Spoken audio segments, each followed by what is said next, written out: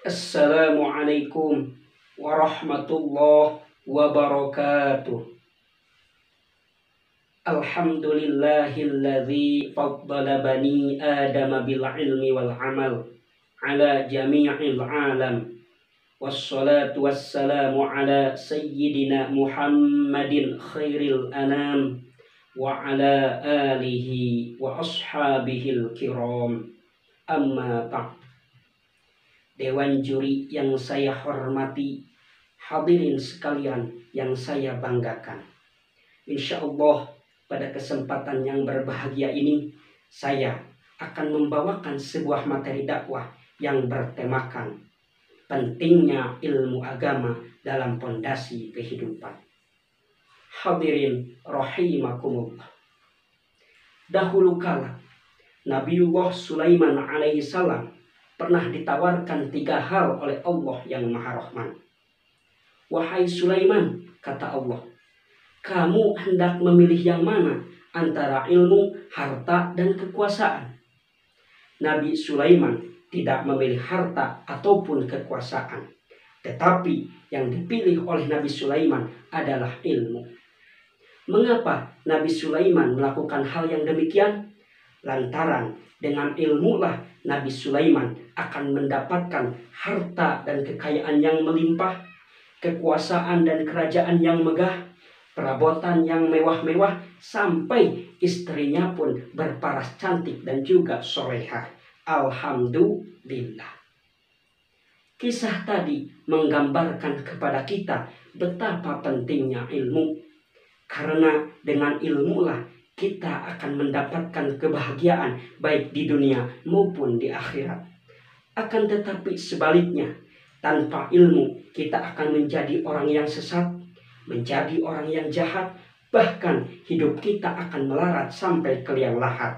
Na'udzubillahi min dzalik. Pantas Rasulullah SAW bersabda, "Man arada dunya fa'alaihi bil ilmi, wa man aradal akhirah fa'alaihi bil ilmi, wa man aradahuma fa'alaihi bil ilmi." Barang siapa yang menginginkan kebahagiaan di dunia, maka hendaknya ia memiliki ilmu. Dan barang siapa yang menginginkan kebahagiaan di akhirat, maka hendaknya ia memiliki ilmu. Dan barang siapa yang menginginkan kebahagiaan di dunia dan di akhirat, maka hendaknya ia memiliki ilmu. Sungguh luar biasa betapa mulia dan utamanya orang yang memiliki ilmu. Hadirin rahimakumullah. Sekarang saya mau bertanya, siapa yang ingin menjadi orang sukses, kaya raya, dan masuk surga?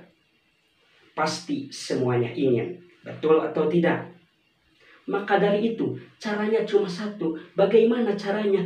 Yaitu kita tetap bersemangat dalam menuntut ilmu. Baik menuntut ilmu di rumah, di madrasah, ataupun di sekolah. Karena menuntut ilmu tidak dibatasi oleh tempat dan waktu. Mau dimanapun dan kapanpun kita harus tetap bersemangat dalam menuntut ilmu. Karena Allah Subhanahu wa Ta'ala akan meninggikan derajat orang-orang yang berilmu. Sebagaimana di dalam firman-Nya yang termaktub di dalam Al-Quran surah Al-Mujadalah ayat 11. A'udzu billahi minasyaitonir rajim. Bismillahirrahmanirrahim. Yarfa'illahu allazina amanu minkum wallazina utul ilma darajat. Allah akan meninggikan derajat orang-orang yang beriman di antara kamu dan orang-orang yang berilmu ke beberapa derajat. Hadirin rahimakumullah.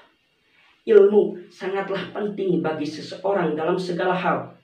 Ilmu laksana pelita. Ilmu adalah cahaya dalam kegelapan yang gelap gulita. Dalam melaksanakan segala sesuatu supaya mendapatkan hasil yang bermutu, maka diperlukan ilmu. Karena dengan ilmu pengetahuan akan menjadikan seseorang mengetahui, mengerti, dan paham akan suatu hasil yang diusahakan. Sebagai contoh, seseorang akan mengetahui kualitas ibadahnya kepada Allah apabila ia mengetahui ilmu dan makna yang terkandung dalam ibadah tersebut. Maka dari itu, Kita memiliki kewajiban untuk mencetak pola pikir kita agar berpengetahuan luas, yang siap menghadapi tantangan zaman, arus globalisasi, dan siap beradaptasi dengan kemajuan teknologi dan informasi saat ini. Sebagai penerus bangsa, kita harus menjadi anak bangsa yang beriman kuat, berilmu padat, dan berakhlak hasanah. Jangan sampai kita menjadi anak bangsa yang beriman lemah, berilmu rendah, dan berakhlak qabihah. Na'udzubillah, summa na'udzubillah. Dan yang paling penting adalah kita memiliki cita-cita yang mulia demi masa depan agama, bangsa, dan negara. Dan sebagai penerus bangsa pula, kita harus tetap memiliki semangat juang yang tinggi dalam bertolabul ilmi demi masa depan yang cerah nanti dan demi masa depan Ibu Pertiwi. Karena masa depan agama, bangsa, dan negara ada di tangan kita. Hadirin sekalian yang saya banggakan. Sekian dan demikian yang dapat saya sampaikan. Mohon maaf atas segala khilaf dan kekurangan. Billahi taufiq wal hidayah wa ridha wal inayah. Wallahul muwaffiq ila aqwamit thariq. Wassalamualaikum warahmatullahi wabarakatuh.